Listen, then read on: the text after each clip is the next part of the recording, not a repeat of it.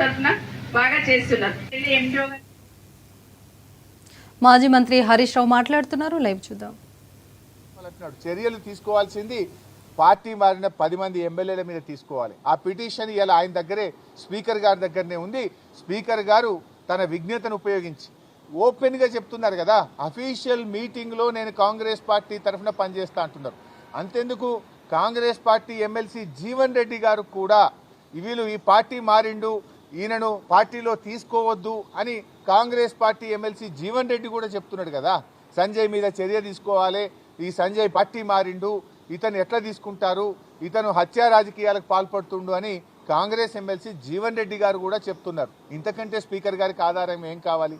అటు కాంగ్రెస్ ఎమ్మెల్సీ చెప్తున్నాడు, స్వయంగా పార్టీ మారిన సంజయ్ కూడా నేను కాంగ్రెస్ పార్టీ కోసం పనిచేస్తానని మాట్లాడుతుంటే ఇది open shut and mouth case.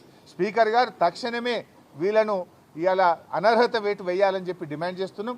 In fact BRS party కూడా సుప్రీంకోర్టులో కూడా పిటిషన్ వేశాం.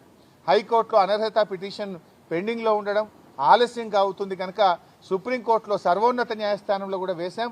మాకు విశ్వాసం ఉంది, గతంలో సుప్రీంకోర్టు కొన్ని రాష్ట్రాల స్పీకర్లను 3 నెలల్లోగా అనర్హతపై నిర్ణయం తీసుకోవాలని డైరెక్షన్ ఇచ్చింది కనుక సుప్రీంకోర్టు నుంచి మాకు న్యాయం జరుగుతుందనే నమ్మకంతో మరి సుప్రీంకోర్టులో కూడా బీఆర్ఎస్ పార్టీ తరఫున కేసు వేయడం జరిగింది.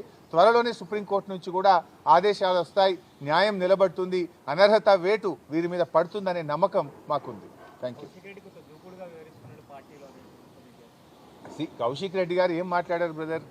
ప్రజల పక్షాన్ని అడిగాడు కదా. నేను బీఆర్ఎస్ పార్టీ బట్టలిప్తా అని డాక్టర్ సంజయ్ గారు మాట్లాడితే నువ్వు గెలిచిందే బీఆర్ఎస్ పార్టీ మీద, నువ్వు గెలిచిందే కారు గుర్తు మీద, నువ్వు గెలిచిందే కేసీఆర్ బొమ్మ పెట్టుకొని నువ్వు ఏ పార్టీ తరఫున మాట్లాడుతున్నావని కౌశిక్ రెడ్డి గారు అడిగారు. దానికి ఆయన సమాధానం చెప్పాలి కదా. ముందు రెచ్చగొట్టింది సంజయ్ గారు, బట్టలిప్పుతా అనే మాట ఆయన ఎట్లా మాట్లాడతాడు? నిజంగా నిజాయితీ ఉంటే నీకు రాజీనామా చేయి, ఎమ్మెల్యేగా రాజీనామా చేసి నువ్వు ఉప ఎన్నికల్లో కాంగ్రెస్ పార్టీ తరఫున గెలిచి అప్పుడు మాట్లాడితే దానికి ఒక శాంటిటీ ఉంటుంది. బీఆర్ఎస్ పార్టీ కారు గుర్తు మీద గెలిచి బీఆర్ఎస్ పార్టీనే మరి బట్టలిప్పుతా అని మాట్లాడినప్పుడు సహజంగానే మరి ఒక కార్యకర్తగా ఒక బీఆర్ఎస్ పార్టీ ఎమ్మెల్యేగా కౌశిక్ రెడ్డి ఆయనను ప్రశ్నించాడు. దాంట్లో తప్పేముందండి? Thank you. సంక్రాంతి పండుగ